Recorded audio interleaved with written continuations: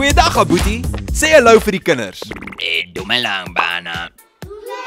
Vandag gaan ons leer hoe om te tel in Sepedi. Is julle reg? Ja! Aboetie, wat is 1 in Sepedi? D. En wat is 2 in Sepedi? Pedi. En 3? Taro.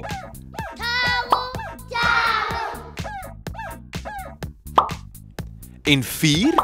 Ne. En wat is 5? Plano. En 6? Zela. En 7? Shupa. En wat is 8? Seswai.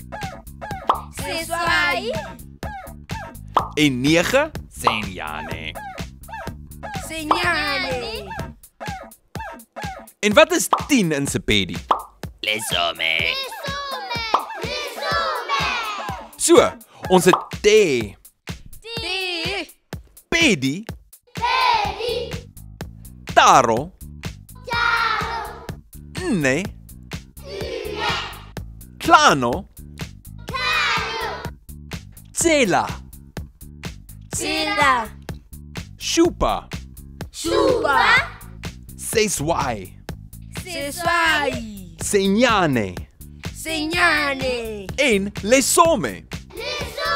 En nou kan jy van 1 tot 10 tel in Sepedi. Totsiens, Aboetie. Totsiens julle. Sien julle volgende keer. Shalagabotse.